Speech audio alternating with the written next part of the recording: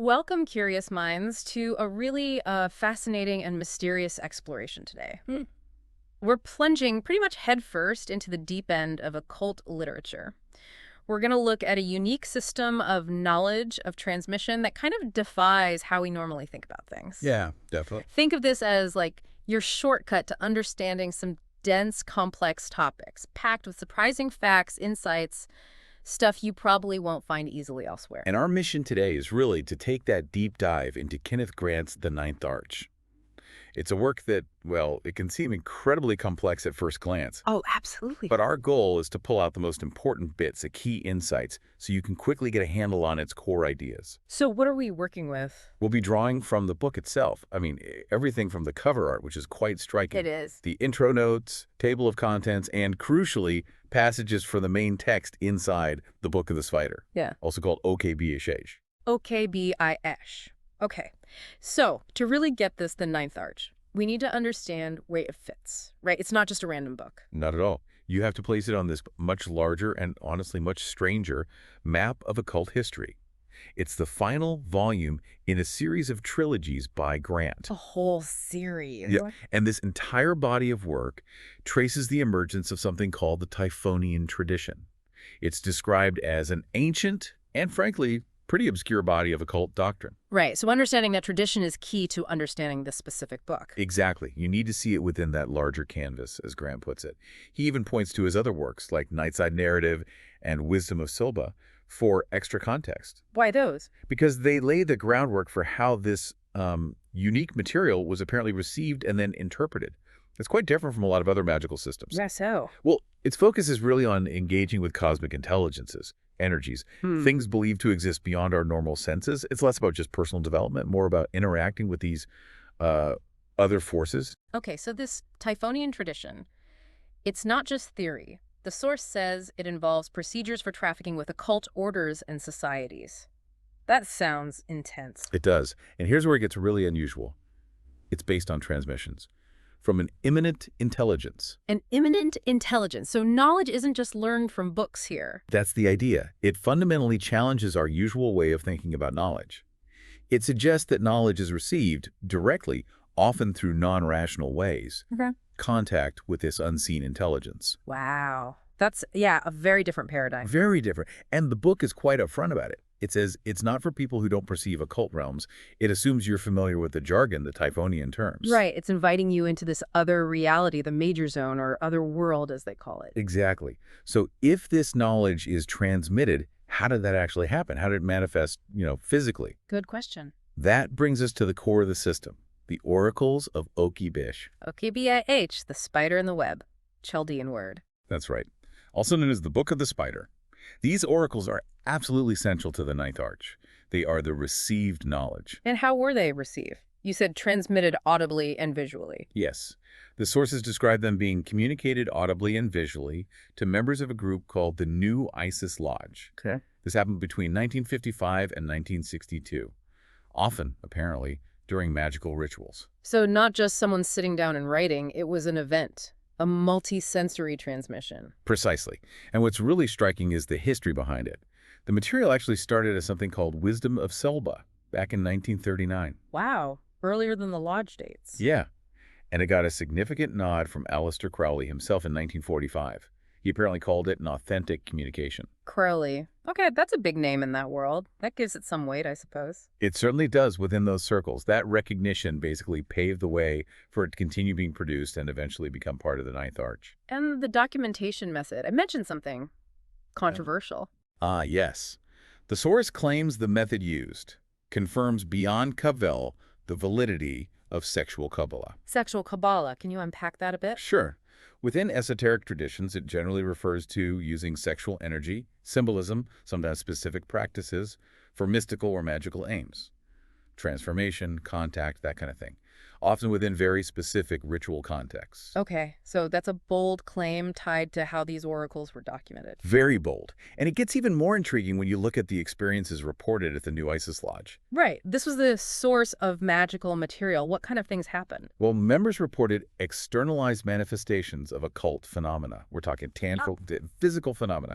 Vivid dreams, visions, weird lights, even unusual smells. Smells, okay. Yeah, and here's the really mind-bending part. Sometimes these things were perceived by people who weren't even members, who didn't even know the lodge existed. Whoa, okay, that definitely pushes boundaries. How does that even work? Well, the texts link these phenomena to something called the Mauve Zone. The Mauve Zone, like a color. It sounds like it, but it's described more as specific areas, like pockets or zones of psychic manifestation, where these otherworldly energies become perceptible. So reality gets a bit wavy in these zones. Something like that.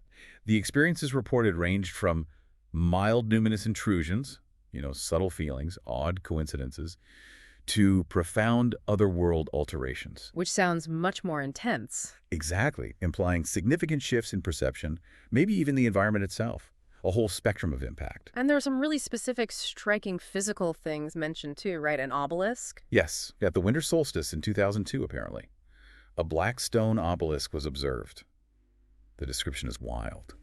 Volcanic luminescence, shifting patterns of light, creating space-time distortions and energetic fields. It was even supposedly used to traverse tunnels and connect to this Mauve Zone. Transverse tunnels. Okay, this is deep. And there was an egg too. Intriguingly, yes. An egg was also discovered and linked to the Mauve Zone, maybe symbolically, maybe energetically connected to creation or initiation. It's not entirely clear. And what's fascinating is the parallel they draw with a 19th century Welsh painter, Arthur Ward. Really? Someone else experienced similar stuff? Apparently. Yeah. Descriptions linked to him mention a scintillating cloud, a dark purplish mist, luminous windows, echoing the lodge phenomena. Suggests maybe these aren't totally unique experiences. A recurring pattern, perhaps, of how these encounters manifest. Interesting. What about the symbolism, the numerology you mentioned that's big in this tradition? Oh, hugely important. It's woven into everything. Like Frater Achad's 13th star diamond. Okay. It's called the Stone of Manifestation, linked to something called MAIN, described as a cosmical transmission. And its value is 13. 13, often significant in esoteric circles. Very. Here it seems to signify transformation, breakthrough within the Typhonian system. And there are other connections too. A formula, KRYAL. It has a value of 92, also linked to MAIN. So different numbers pointing to this same cosmic transmission. Seems like it, different facets of it. And the great work, that common goal of transformation, is defined here by the number 620, linked to other concepts like star sapphire, specific energies or beings. And the title itself, the ninth arch. Its numerical value is tied to the birth of a new eon or arch, signifying a major shift, a new era in their magical view of the world. Beyond numbers, there were concepts like blood and seed. Not literally, though. Probably not literally biological in most cases. They're linked to entities like the Great Old Ones, like Lovecraft, but integrated differently here, and MAION, Lamb, Ma. Suggesting what? A lineage? Kind of, yeah. An energetic, or maybe even in a strange way, genetic lineage. An esoteric connection implying an inheritance of power or knowledge from these ancient, maybe non-human intelligences. Okay, let's dive into the actual Book of the Spider, OKBISH. It makes a huge claim, right? A massive claim. That it contains the keys to the mysteries of all ages. Wow. No pressure then. None at all. And its identity is specifically tied to the Egyptian deity An, suggesting really ancient primordial roots. How is it structured? You mentioned transmissions and comments. Right. The excerpts we typically see are divided into a first transmission, a second transmission, and then the comment sections. And the comments are important. Absolutely crucial. That's where the interpretation happens. Grant, or whoever wrote the commentary, analyzes the often very strange verses, linking them to other occult ideas, numerology, his own work, Crowley's work. Connecting the dots. Exactly, because the OKBISH content itself is, well, something else. Very evocative, often surreal. It feels designed to bypass your rational mind. Give us an example. Okay, you get verses like, Fulcum ameza fulalis, then in parenthesis, in response to invocation of Quitch, guardian of OKBISH was first discovered. Right, not exactly straightforward prose. It sounds like code. It feels like a coded transmission, yes. Yep. Or take a line like, I have seen the sign of Koth on the dark arch, the ninth arch. The sign of Koth, what's that? Well, according to the commentary, it's not a literal drawn symbol. It's interpreted as more of a Gnostic glyph, representing a certain state of consciousness, or Maybe a portal to that Mauve Zone we talked about. Ah, okay. So the comments give meaning to these seemingly nonsensical phrases. Precisely. Yeah. That's how the system works. Yeah. Some other lines are quite haunting, like the tunnels were linked to the lower cliff off, the hell spans gushed upward. Qufos, that's like the shadow side in Qabalah, right? Dark forces. Often interpreted that way, yeah. Yeah. Shadowy, chaotic aspects. So imagery of underworld connections. It sounds very dreamlike or maybe nightmarish. Definitely dreamlike. Phrases like Lamb's Last Flight, Layag's Devil Moon Litter, Desert of Clouds, and Lucinda Ra. It paints these bizarre, otherworldly pictures. And sensory details, too. Oh, yeah. The howling haw, the mewing gull, the shrilling, dying whippoorwill. You could almost hear it.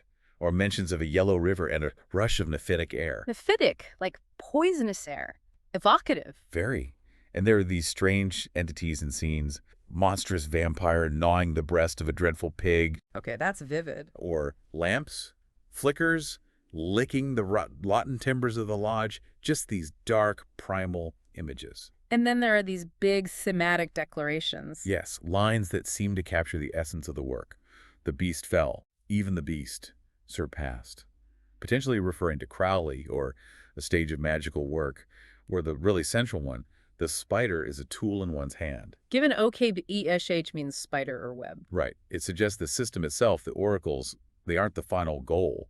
They're a means, a tool to access these hidden realities. So pulling this all together, Yeah. what does it mean for you, the listener, trying to grapple with this? Grant's perspective seems key. It really is. His materialist philosophy, as it's often called, is a unique lens. He wasn't necessarily talking about literal gods and demons in the way some traditions might. How does he see it then? It's complex, but he seemed to try and ground these seemingly supernatural events in a kind of expanded materialism. Maybe psychic forces, alien intelligences, but part of reality, not purely spiritual in a conventional sense. It often contrasts sharply with other magical views. Which is why those comment sections are so vital. Absolutely. They're the synthesis. They interpret the weird OKBISH verses, connect them to gematria, that number-letter system, and the whole web of Typhonian lore. Without that framework, It would just be a collection of strange sentences. pretty much, maybe evocative, but perhaps indecipherable in terms of a coherent system. So for you listening, this deep dive is really a window into a very specific, very specialized corner of occult literature. Definitely. And it really highlights how complex, nonlinear information can be structured, how it can be given deep meaning within a particular system. It makes you think about how different frameworks interpret reality, right? How they convey insights that standard thinking might just miss entirely. Exactly. It's a testament to the sheer diversity of how knowledge can be sought, interpreted, and understood. So quite a journey we've taken through the Ninth Arch. Its ritual origins, those new Isis Lodge transmissions, the bizarre and fascinating oracles of OKBISH. Yeah, exploring the phenomena, the dense symbolism, and Grant's really unique way of interpreting it all. It's a lot to take in. It is. And as we wrap up this deep dive, here's something to mull over. If knowledge can be transmitted like this, audibly, visually, through ritual, seemingly bypassing our normal senses, what does that really imply?